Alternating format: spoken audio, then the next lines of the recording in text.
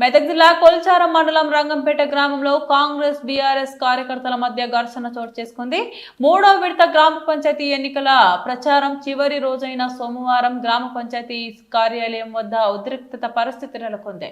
Congress party కార్యకర్తలు ప్రచారంలో భాగంగా పాటలతో బతుకమ్మ ఆడుతుండగా రాజకీయ వాతావరణం వేడెక్కింది. ఈ సమయంలో నర్సాపూర్ ఎమ్మెల్యే సునీత లక్ష్మారెడ్డి రంగంపేటకు చేరుకొని కార్యకర్తలతో కలిసి ప్రచారం ప్రారంభించారు. ప్రచారం సాగుతున్న క్రమంలో టీఆర్ఎస్ కార్యకర్తలు ఎదురుపడడంతో ఇరు వర్గాల మధ్య వాగ్వాదం చోటు చేసుకుంది. కొద్దిసేపటికే పరిస్థితి ఘర్షణకు దారితీసింది. ఘర్షణ నేపథ్యంలో ఎమ్మెల్యే వాహనం నుంచి దిగి నడుచుకుంటూ కార్యకర్తలతో కలిసి రంగంపేట కింది బజార్ వైపు ప్రచారం కొనసాగించారు. అయినప్పటికీ గ్రామంలో ఇరు పార్టీల కార్యకర్తల మధ్య తోపులాట కొనసాగింది. స్థానికంగా ఉద్రిక్తత మరింత పెరిగింది. సమాచారం అందుకున్న కొల్చారం ఎస్ఐ మహమ్మద్ మొహినుద్దీన్ సిబ్బందితో అక్కడికి చేరుకొని ఇరు వర్గాలను విడదీశారు. పోలీసుల జోక్యంతో పరిస్థితి అదుపులోకి వచ్చినప్పటికీ గ్రామంలో కొంతసేపు టెన్షన్ వాతావరణం కొనసాగింది.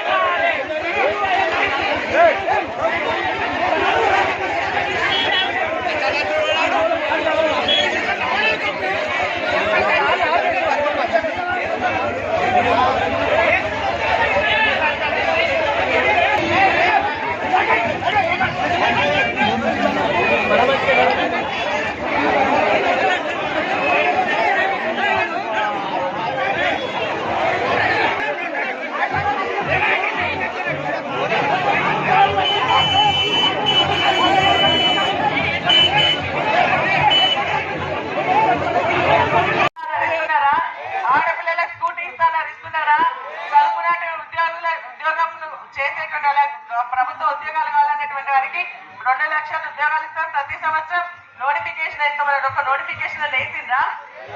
మరి అదేవిధంగా వాళ్ళకి 4,000 నిరుద్యోగ వృత్తి ఇస్తాం. మీ తల్లిదండ్రుల పైన ఆధారపడద్దు, మీకు ఉద్యోగం వచ్చేదాకా అన్నారు. వాళ్ళకి 4,000 ఇస్తున్నారా? చదువుకునే పిల్లలకు ఏటీఎం కార్డు 5 లక్షల గ్యారంటీ కార్డు ఇస్తానని ఇచ్చిందా? కేసీఆర్ గారు బతుకమ్మ పండుగకు బతుకమ్మ చీరలు ఇచ్చును. అవునా?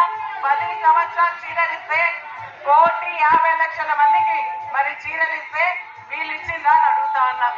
కేసీఆర్ 1 ఇస్తే నేను 2 ఇస్తాను, వచ్చినాయా? మరి మొన్న 50 లక్షల చీరలు పంపించింది. డ్వాక్రా సంఘంలో ఉన్నటువంటి వాళ్ళకి పంపించింది. అవి కూడా వాళ్ళకి అందరికి అందినాయా? మన ముసలాళ్లకు 18 దాటిన వాళ్ళకి వచ్చినాయా? ఏవి రాలే. ఈ రోజు వాళ్ళు చెప్తున్నారు ఏంటంటే ఇండ్లు ఇస్తున్నాం, మేము కాంగ్రెస్ పార్టీ వాళ్ళే ఇండ్లు ఇస్తాం, బీఆర్ఎస్ పార్టీ ఇండ్లు ఇయ్యాం, ఒకవేళ మాకు ఓటు వేయకపోతే మేము మరి ఇండ్ల బిల్లులు బంద్ చేస్తాం అంటున్నారు. నేను అడుగుతా ఉన్నా, మీ ఇండ్లకి వచ్చేస్తున్నారా? బంద్ చేసినందుకు తప్పకుండా ఎవరికైతే ఇల్లు వచ్చి మరి బిల్లులు ఆపుతామంటారో వాళ్ళకందరికీ బిల్లు ఇప్పించే బాధ్యత మాకే అని చెప్పేసి కూడా నేను సందర్భంగా చేస్తా ఉన్నా. అదేవిధంగా ఇల్లు ఇవ్వమంటున్నారు. పైన మేమున్నాం అంటున్నారు. పైన వాళ్ళున్నా, మధ్యలో నేనున్నా, తప్పకుండా ప్రతి ఒక్క కార్యక్రమం మీకు అందిస్తా అని చెప్పేసి కూడా ఈ సందర్భంగా మీ అందరికీ తెలియజేస్తాను.